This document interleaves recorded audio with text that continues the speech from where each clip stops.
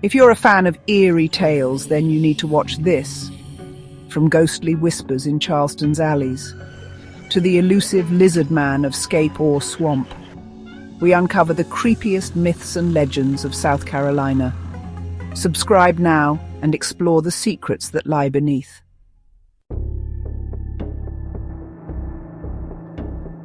In the heart of downtown Charleston, situated on Meeting Street, is Charleston's Embassy Suites Hotel. This all-suite hotel is within 1 block of King Street in the College of Charleston. The structure was originally built in 1758 as a fort to protect the city from any incoming threat. But in 1789, the fort was sold to the state of South Carolina. The building was then repurposed to serve as a warehouse to inspect and store tobacco. The structure served as a warehouse until 1826, when it was once again converted into a fort. The new fort was named the Citadel, as it became a place where military training would occur. The fort would eventually convert to a full military school in 1842, where many of the soldiers were trained during the Civil War. The Citadel would continue to operate at this location until 1922, when it relocated to its current location along the Ashley River. The original location would lay vacant in rubble until 1996, when it was renovated into a luxury upscale hotel. The Embassy Suites Hotel hosts 153 guest rooms, 9 conference rooms, an elegant ballroom, and a spacious courtyard. Guests are greeted in the atrium by an enormous fountain.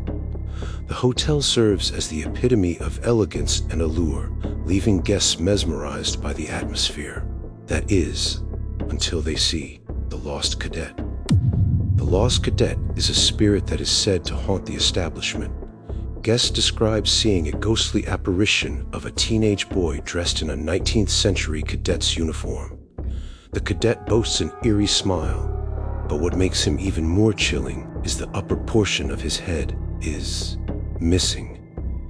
Witnesses claim that the damage looks like it had to have been caused by something like a large cannonball. Over the years, there have been many reported sightings. Maids and housekeepers would often mention how they felt uncomfortable entering rooms alone. Many guests will report sightings of the cadet as well. In 2002, a doctor staying in room 113 reportedly saw the cadet after returning to her room after getting some coffee. She said he was just staring with a blank look in his eyes from the corner of the room. The visible trauma could be seen above his eyebrows. The doctor had hotel staff retrieve her belongings and immediately left, vowing to never return again. A recent account states in 2022, a couple booked a stay at the hotel for the wife's work-related event. During the night, the wife recounted experiencing a bout of sleep paralysis. In that, she remembers looking into the corner of the room and seeing a partially headless figure adrift. The next thing she remembered was waking up the next morning.